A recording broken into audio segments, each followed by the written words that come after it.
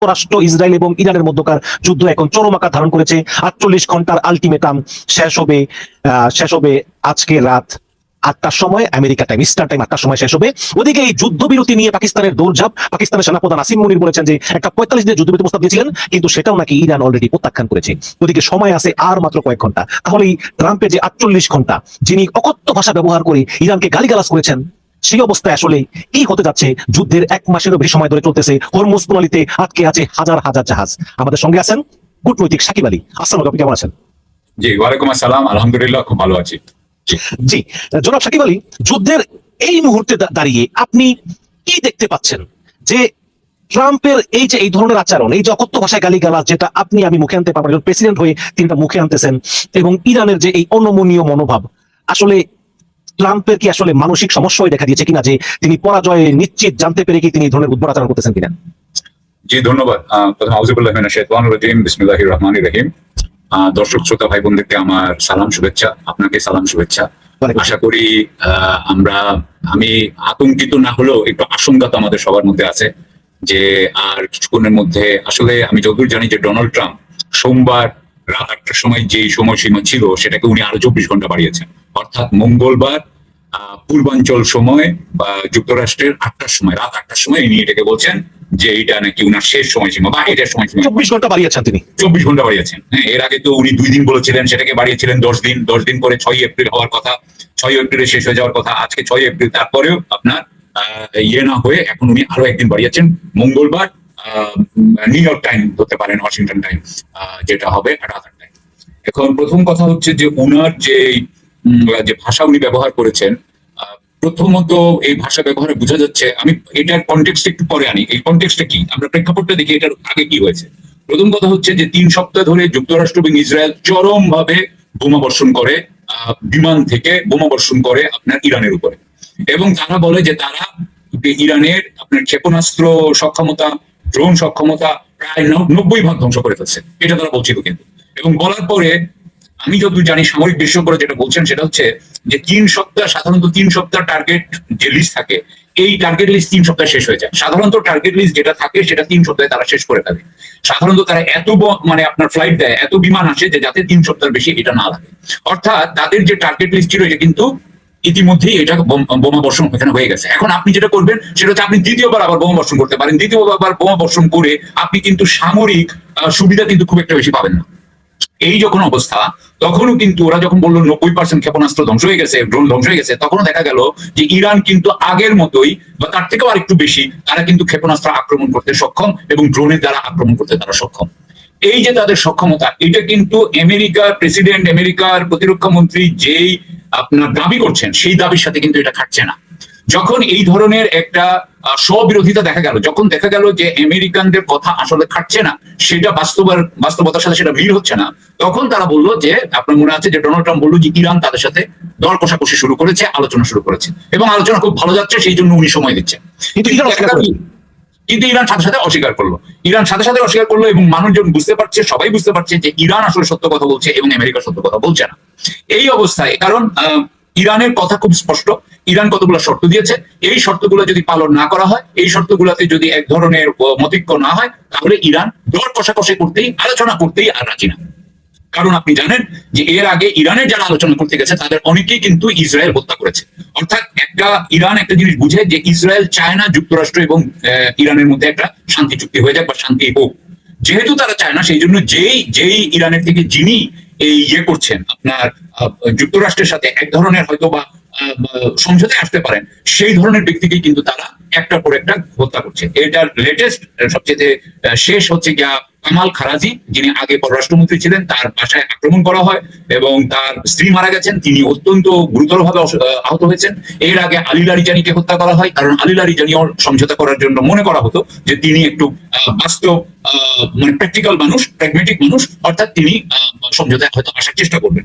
সুতরাং যারাই সমঝোতায় আসার চেষ্টা করছে তাদেরকে হত্যা করা হচ্ছে, এই জন্য ইরান বেশি আগাচ্ছে না। যাই হোক, এখানে যখন ইরান বলছে যে আমরা করব না, ঠিক সেই সময়, এবং তারা করছে না, এবং করতে করতে কিন্তু এই সময়টা কিন্তু পার হয়ে যাচ্ছে। এই সময় ট্রাম্প কি বলছেন? ট্রাম্প গতকালকে এই মেসেজটা, এই বার্তাটা কিন্তু এই সময় দিচ্ছেন যে যখন উনি আসলে সামরিকভাবে কিছু করতে পারছেন না, মানে বোমা বর্ষণ হচ্ছে কিন্তু তাতে কোনো লাভ হচ্ছে না, আক্রমণের ক্ষমতা থেকে যাচ্ছে ইরানের, ইরান হরমুজ প্রণালী আটকে রেখেছে, ইরান প্রতিটা গালফ কান্ট্রিকে, গালফ দেশগুলোকে আক্রমণ করে যাচ্ছে, ইসরায়েলকে প্রচন্ড ভাবে আক্রমণ করে যাচ্ছে, হেজবুল্লাহ ওদিক থেকে আপনার প্রায় 100-র উপর মার্কাবা ট্যাঙ্ক নাকি ধ্বংস করে ফেলেছে, 80 থেকে 120-এর মধ্যে কোন একটা নাম্বার, অর্থাৎ হেজবুল্লাহ লেবাননে প্রচন্ড ভাবে যুদ্ধ করছে। এদিকে আবার আপনার জানেন বাবেল মানদেবে ওখানে হুতিরা বলছে যে তারাও ক্ষেপণাস্ত্র নিক্ষেপ শুরু করেছে। সুতরাং এই অবস্থায় যখন উনি মিলিটারিলি সামরিকভাবে উনি কোনো আশা দেখতে পাচ্ছেন না, তখন তো উনি বুঝতে পারছেন না যে উনি কিভাবে ইরানকে সমঝোতার মধ্যে আনবেন। এই যে উনার যে এক ধরনের অসহায়ত্ব, উনার যে মরিয়া হয়ে যাওয়া, সেটা হওয়াতে উনার ভিতরে কিন্তু প্রচন্ড রাগ হচ্ছে। এখন হয় কি যে যখন মানুষ, উনার বয়স কিন্তু 79-80-র মতো, আমরা এখন দেখতেছি যে বুড়া বয়সে মানুষের যেটা একটা প্রবলেম হয়, তারা কিন্তু বাচ্চাদের মতো হয়ে যায় অনেকটা। সেটা হচ্ছে কি যে কথাগুলো তাদের আসলে আমরা যে কথাগুলো নিজেদের মধ্যে গোপন রাখি, সেই কথাগুলো কিন্তু তারা বলে ফেলে।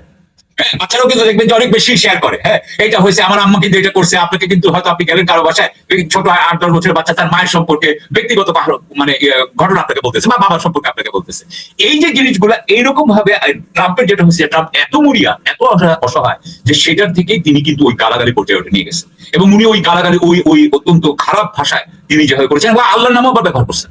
আপনি দেখেন লাস্টে আবার আল্লাহর নামও ব্যবহার করছেন, এবং আল্লাহর ব্যাপারে কিন্তু উনি কোনো বলেন নাই, উনি কিন্তু কোনো খারাপ মন্তব্য করেন নাই, আল্লাহ আলহামদুলিল্লাহ সেই হিসাবে। যাই হোক, তো এই হচ্ছে গিয়ে যে আমি মনে করি যে উনার যে বার্তাটা দেওয়া হচ্ছে, সেটা হচ্ছে উনার অসহায়ত্বের বহিঃপ্রকাশ, উনার মরিয়াত্বের বহিঃপ্রকাশ, এটা কোনো শক্তিশালীর বহিঃপ্রকাশ না। এখানে একটা ছোট্ট কথা বলি, এখানে এটা হচ্ছে যে আপনার 1905 সালের দিকে, 1904-এর দিকে, 1904-এ আমেরিকার একজন রাষ্ট্রপতি ছিলেন, তার নাম ছিল হচ্ছে আপনার ট্রুম্যান না, ওই ছিল থিওডোর রুজভেল্ট, টেডি রুজভেল্ট বলা হইতো।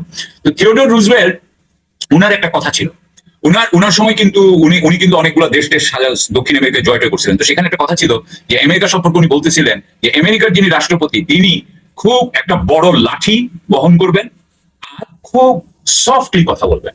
অর্থাৎ উনার বড় লাঠি দেখে মানুষ বুঝবে, এবং সফট যেহেতু উনি কথা বলবেন, উনি কিন্তু একটু মিষ্টি ভাষায় কথা বলবেন, একটু নরম ভাষায় কথা বলবেন। এই নরম ভাষায় কথা বললে কি হবে, উনার সফট পাওয়ারটা থাকবে, উনি কিন্তু পপুলারিটিটা যাবে না। আর উনার ওই নরম কথা হইলেও উনার ওই লাঠিটা দেখে মানুষ বুঝবে যে উনি কিন্তু আসলে পিটাইতে পারবেন, সেজন্য মানুষ যাতে এটা শুনে। এখন একসময় কিন্তু এই আমেরিকার লাঠি, অর্থাৎ আমেরিকার যে মিলিটারি, এটাকে দেখে মানুষ কিন্তু অনেক কিছু মেনে নিত। এই কিছুদিন আগেও কিন্তু আপনি জানেন ট্যারিফের সময় কিন্তু আমরা পৃথিবীর সব দেশ মেনে নিয়েছি। কিন্তু পৃথিবীতে 3টা দেশ অথবা 4টা দেশ আছে যারা তাদের সার্বভৌমত্বের ব্যাপারে কোনো কম্প্রোমাইজে যেতে চায় না। তারা হচ্ছে রাশিয়া, তারা হচ্ছে চীন, এবং তারা হচ্ছে ইরান এবং উত্তর কোরিয়া। আমি এই 4টা দেশকে বলছি। কিউবাকেও আমার বলতে হবে, কিউবাও 5 নম্বরে আছে, কিন্তু আমি যেটা বলছি যে কিউবা যেহেতু আমেরিকার একদম, কিউবাও আরেকটা যে তার সার্বভৌমত্ব মেনটেন করেছে। তার মানে 5টা দেশকে আপনি বলতে পারেন যারা তাদের সার্বভৌমত্বের প্রশ্নে যুক্তরাষ্ট্রের যে সাম্রাজ্যবাদী যে কাঠামো, সেটার মধ্যে নিজেরা আসে নাই, এবং এইটা তারা মেনে নেয় নাই। এবং এই জন্য আমি বলছি যে উনি ইরানের সাথে যে যুদ্ধটা করতে, যে এমন ভাবে একটা চাপে পড়ে গেছেন যে উনি এখান থেকে বের হওয়ার কোনো উপায় পাচ্ছেন না। উনি যদি বিজয়ও ঘোষণা করেন, তাহলেও এই যুদ্ধ কিন্তু শেষ উনি করতে পারবেন না। এই যুদ্ধ শেষ করতে হলে ইরানকেও রাজি হইতে হবে, ইসরায়েলকেও রাজি হইতে হবে, এবং যুক্তরাষ্ট্রকেও রাজি হইতে হবে। তো এই হচ্ছে। কিন্তু এখন এই যে বাহরাইন, তারা জাতিসংঘে একটা প্রস্তাব আনলো, মানে এই হরমুজ প্রণালী খোলার জন্য বা আক্রমণ করার জন্য। সেখানে আমরা দেখলাম যে জাতিসংঘের যে 5টা স্থায়ী সদস্য, তার ভিতরে চীন, রাশিয়া তারা ভেটো দিবে, এটাই স্বাভাবিক। কিন্তু আশ্চর্যজনক ভাবে ফ্রান্সও ভেটো দিয়ে বসলো। এবং আপনি জানেন যে ডোনাল্ড ট্রাম্প কিন্তু ফ্রান্সের প্রেসিডেন্টের বিরুদ্ধেও তার স্ত্রীকে জড়িয়ে অনেক বাজে কথাবার্তা বলেছেন। তো এই ফ্রান্সের ভেটো দেওয়া এবং ফ্রান্সের প্রেসিডেন্টের বলা যে আমরা এই আমেরিকা এবং চীন ছাড়া আমরা আরেকটা মানে জোট করবো, যে আমেরিকা রাগ হলে বোমা মেরে আসবে না, এটা আমরা ভিন্ন একটা জোট করবো। আপনি এই বিষয়টা দেখতে, ফ্রান্স কেন সরে এলো, স্পেন বলতেছে যে এটা সন্ত্রাসী কর্মকাণ্ড। মানে আজীবন দেখলাম যে ইউরোপ আমেরিকার বন্ধু, সেই ইউরোপ সরে আসলো। আপনি মানে ফ্রান্সের বিষয়টা কেন তিনি সরে আসলো, এটা একটু বলেন, এবং নেটোর ভবিষ্যৎ আপনি কিভাবে মানে কি দেখেন? প্রথমত আমি দেখি যে যখন ইউক্রেন যুদ্ধ শুরু হয়, সেই সময় কিন্তু যুক্তরাষ্ট্র বাইডেন প্রশাসনের আন্ডারে ছিল। সেই সময় কিন্তু আপনার 2021 বা 22-এ বোধহয়, এটা 4 বছর ধরে তো হচ্ছে, এখন তো 22 থেকে শুরু হয়েছে। তো তখন বাইডেন অ্যাডমিনিস্ট্রেশন ছিল, কিন্তু সেই সময় কিন্তু যুক্তরাষ্ট্রই কিন্তু এই ইউক্রেনকে আরো সাপোর্ট দিয়েছে, আরো জোর করেছে যে তোমরা যুদ্ধ করো। সেই সময় কিন্তু রাশিয়া কিন্তু বারবার বলছিল যে তারা একটা শান্তি চুক্তি করতে চায়, যেখানে তারা আপনার পূর্বাংশ যেটা ইউক্রেনের, যেটাকে ডোনেটস, লুহান্স্ক, ওই জায়গাগুলোটাকে সেটা নিয়ে একটা শান্তি চুক্তি তারা চাচ্ছিল। কিন্তু সেই শান্তি চুক্তি তারা করে নাই। সেই সময় কিন্তু আমেরিকা বলছিল যে ইউক্রেন কিন্তু ন্যাটোর বা ইইউ মেম্বার হবে, ন্যাটোর মেম্বার হবে, অর্থাৎ ইইউকে ইউক্রেনকে তারা পশ্চিমা শিবিরের মধ্যে নিয়ে আসতে চাচ্ছিল, এবং সেটা রাশিয়ার পক্ষে কোনো মতেই আপনার গ্রহণ করা সম্ভব ছিল না। এই যখন অবস্থা, তারপরে কিন্তু রাশিয়া আবার আপনার আমেরিকাতে যখন ট্রাম্প আসলেন, ট্রাম্প এসে কি করলেন? ট্রাম্প এসে প্রথম কথা ইউক্রেনের প্রতি যে তার যে সমর্থন সেটাকে কিন্তু অনেকটা উনি কমায় ফেললেন। উনাদেরকে কিন্তু সমরাস্ত্র সাপ্লাই দিলেন না। উনি কি করলেন? সবকিছু চাপিয়ে দিলেন কিন্তু ইউরোপিয়ানদের উপরে। এর আগে উনি বলেছিলেন যে ইউরোপিয়ানদেরকে আরো বেশি করে টাকা দিতে হবে, প্রতিরক্ষা বাজেট করতে হবে, উনার প্রথম টার্মে বলেছিলেন। এই দ্বিতীয় টার্মে কিন্তু তারা নিজেরা যদিও তাদের বাজেট বাড়িয়েছে, তারপরেও তারা কিন্তু আমেরিকা কিন্তু ইউরোপের প্রত্যেকটা দেশকে চরম ভাবে অপমান করেছে, এবং তারা বলেছে যে তারা ইউক্রেনের ব্যাপারে আমেরিকা এটার মধ্যে থাকবে না। এই যখন অবস্থা, অর্থাৎ ইউরোপ যখন ভাবছে যে তারা কি রাশিয়ার দ্বারা আক্রমণ হবে, তাদের অন্যান্য দেশ বল্টিক কি হবে, ইউরোপীয় দেশগুলোকে আবার একটা আপনার যুদ্ধে জড়িয়ে যাবে রাশিয়ার সাথে, সেই সময় কিন্তু আমরা দেখলাম যে আমেরিকা কিন্তু ইউরোপের সমর্থনে আসে নাই।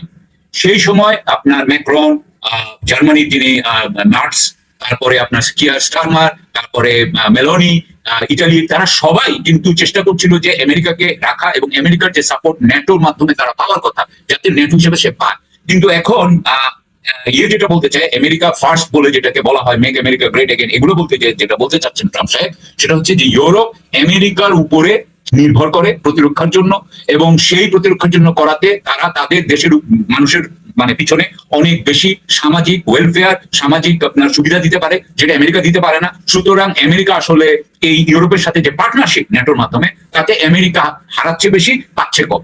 কিন্তু আসলে আমেরিকা পাচ্ছে অনেক বেশি, যেটা ট্রাম্প স্বীকার করছেন না। অর্থাৎ দেখেন, পশ্চিমা ইউরোপ যদি আমেরিকার অধীনে থাকে, আপনি জানেন যে পশ্চিমা ইউরোপ কিন্তু আমেরিকার একটা বড় মার্কেট, এবং এর থেকে বড় মার্কেট, এই বড় মার্কেট এটাকে কিন্তু উনি ধর্তব্যের মতো আনছেন না। এবং প্রতিটা জায়গায় ধরেন আন্তর্জাতিক বিষয়ে যখন তার পাশে, যুক্তরাষ্ট্রের পাশে যখন জার্মানি, ফ্রান্স, ব্রিটেন থাকে, তখন কিন্তু তাদের একটা শক্তি থাকে, তাদের কিন্তু একটা কথা বলে, তারা কিন্তু অনেক বেশি শক্তি সঞ্চয় করতে পারে। সেটাও কিন্তু উনি এটার কথা বলছেন না। তৃতীয় হচ্ছে যে ইউরোপ কিন্তু অনেক ধরনের টেকনোলজিক্যাল আপনার হেল্প করতে পারে, অন্যান্য বিষয়ে হেল্প করতে পারে আমেরিকাকে, যেটা উনি বলছেন না। আপনি দেখেন এই যে গ্রিনল্যান্ড নিয়ে যেটা হইলো, গ্রিনল্যান্ড তো ডেনমার্কের অধীন। গ্রিনল্যান্ড তো ওদেরকে আপনার যতগুলো ইচ্ছা ঘাঁটি করতে চায় আমেরিকা করতে দিবে। সুতরাং ইউরোপের অধীন হলেও ইউরোপ কিন্তু আমেরিকার পক্ষে আছে, এবং ডেনমার্ক আমেরিকার পক্ষে আছে। তাদের কথা হচ্ছে যে তোমরা যত ঘাঁটি করতে চাও করো, তুমি হবে আমাদের রক্ষাকর্তা। কিন্তু তার পরিবর্তে ট্রাম্প কি করলো? ট্রাম্প বললো যে না, সে গ্রিনল্যান্ডটা নিবে। আমি জানি না কেন, হয়তো গ্রিনল্যান্ডের নিচে কোনো খনিজ পদার্থ আছে যেটা সে চায়। কিন্তু এমনিতেও সে যদি একেবারে একদম সর্বোচ্চ আমাদের সর্ব উত্তর অংশ, আর্কটিক অংশ, সেখানেও যদি সে কিছু করতে চায়, আমেরিকার কথা বলছি, রাশিয়ার বিরুদ্ধে যদি সে কিছু করতে চায়, তখন কিন্তু তাকে সুইডেনকে লাগবে, তার কিন্তু নরওয়েকে লাগবে, তার কিন্তু স্ক্যান্ডিনেভিয়ান কান্ট্রিগুলোকে লাগবে, তার কিন্তু ইউকে কে লাগবে, তার গ্রিনল্যান্ডকে লাগবে। সুতরাং আমি মনে করি জিও পলিটিক্যালি, অর্থাৎ ভূ রাজনৈতিক ভাবে, আপনার সামরিক ভাবে এবং আপনার অর্থনৈতিক ভাবে, সব দিক দিয়ে আসলে যুক্তরাষ্ট্রের সাথে পশ্চিমা ইউরোপের যে আপনার জোট ছিল, সেই জোটটা কিন্তু তাদের দুইজনের জন্যই অত্যন্ত, আমি মনে করি, সুবিধাজনক ছিল। কিন্তু ট্রাম্প সাহেব সেইটা বুঝতেছেন না, কারণ তিনি খুব নেকেড ভাবে তিনি কিন্তু খুব ছোট একটা অংশকে হিসাব করতেছেন, অর্থাৎ আমি কত টাকা খরচ করি প্রতিরক্ষায়, তারা কত টাকা খরচ করে প্রতিরক্ষায়। আমি মনে করি ন্যাটোর ভবিষ্যৎ, আমার মনে হয় যে ন্যাটোর ভবিষ্যৎ আর এখান থেকে খুব ভালো হওয়ার আমি কোনো সম্ভাবনা দেখি না। যদিও প্রেসিডেন্ট চেঞ্জ হবে, ট্রাম্প সাহেব চেঞ্জ হয়ে যাবে 2028-এ, কিন্তু এর পরেও যে আরেকজন যে মাগা শিবির থেকে এসে আপনার ইলেক্টেড হবে না 2032 সালে, সেটা কিন্তু আমরা জানি না। এবং উনি যেটা শুরু করে গেলেন, ট্রাম্প সাহেব যেটা শুরু করে গেলেন, সেটার যে অন্য কেউ যেটা নিতে চাইবেন আমরা এটা জানি না। সুতরাং আমি মনে করি যে একটা কথা বলা হচ্ছে এখন ইউরোপের নানান রাজধানীতে, যে যেই আমেরিকা দুইবার ট্রাম্পের মতো মানুষকে নির্বাচিত করেছে, সেই আমেরিকার উপরে ইউরোপ বিশ্বাস রাখতে পারে কিনা, এবং এটা হচ্ছে সবচেয়ে বড় প্রশ্ন। কারণ আবারও এটা হইতে পারে, এবং সেই জন্য আমার মনে হয় যে ন্যাটোর ব্যাপারে অন্যান্য ইউরোপীয় রাষ্ট্রগুলো অবশ্যই তারা ন্যাটোকে রাখতে চাইবে, কারণ ন্যাটোটা থাকলে তাদের উপরে রাশিয়ার আক্রমণ হলে যুক্তরাষ্ট্র জোট চুক্তিবদ্ধ হিসাবে তাদের পক্ষে আসতে বাধ্য। আপনি জানেন যে ইউরোপীয় প্রচুর দেশে, জার্মানি বিশেষ করে এবং অন্যান্য দেশে প্রচুর সেনাবাহিনী, যুক্তরাষ্ট্রের সেনাবাহিনী ওখানে মোতায়েন করা আছে। তো তাহলে তো ন্যাটো যদি না থাকে, তাহলে ওগুলো সরে যাবে, এই ঘাঁটিগুলো থাকবে না। আমার মনে হয় যে যদি বলা হয়, ইউরোপ যদি বলে যে আমি তোমাদের ঘাঁটিও থাকবো না, তাহলে বলবে না, আমি সেটা মনে করি, কিন্তু যদি বাই চান্স বলে সেটাও কিন্তু আমেরিকার জন্য একটা আপনার বিরাট আমি মনে করি তাদের জন্য একটা লস হবে। এখানে এখানে আপনি দেখেন যে হরমুজ প্রণালী দিয়ে কিন্তু ফ্রান্সের জাহাজগুলো নির্বিঘ্নে বেরিয়ে এসেছে। তার মানে এই ফ্রান্সের সঙ্গে ইরানের একটা চুক্তির মতো কিছু একটা হয়েছে বলে আমার মনে হয়। আমরা প্রশ্ন করি, যদি সংক্ষেপে উত্তর দেন, ইউক্রেনের প্রেসিডেন্ট জেলেনস্কি তিনি কাতারের সঙ্গে প্রতিরক্ষা চুক্তি করেন, সৌদি আরবের সঙ্গে প্রতিরক্ষা চুক্তি করেন। আজকে তিনি বলেছেন যে তিনি চাইলে স্ট্রেট অফ হরমুজ ওপেন করতে সাহায্য করবেন, যেখানে খোদ আমেরিকা পারতেছে না স্ট্রেট অফ হরমুজ ওপেন করতে। সেখানে যার দেশের অর্ধেক রাশিয়া দখল করে আছে, মুক্ত করতে পারতেছে না, তিনি কিভাবে বলেন যে তিনি স্ট্রেট অফ হরমুজ মানে ওপেনে সাহায্য করবেন? এটা কি মানে? তিনিও একজন মরিয়া ব্যক্তি। তিনি তো যুক্তরাষ্ট্রের যে সমরাস্ত্রগুলো উনার দরকার ছিল, ধরেন পেট্রিয়ট মিসাইল বা অন্যান্য থার্ড মিসাইল, সেগুলা উনার যেগুলো দরকার ছিল ইউক্রেনের রাশিয়ার বিরুদ্ধে, সেগুলা যুক্তরাষ্ট্র ইউক্রেনকে না দিয়ে বরং নিয়ে আসছে হচ্ছে মধ্যপ্রাচ্যে এবং ইরানের বিরুদ্ধে ব্যবহার করছে। সুতরাং উনি তখন দৌড়ে, যেহেতু উনি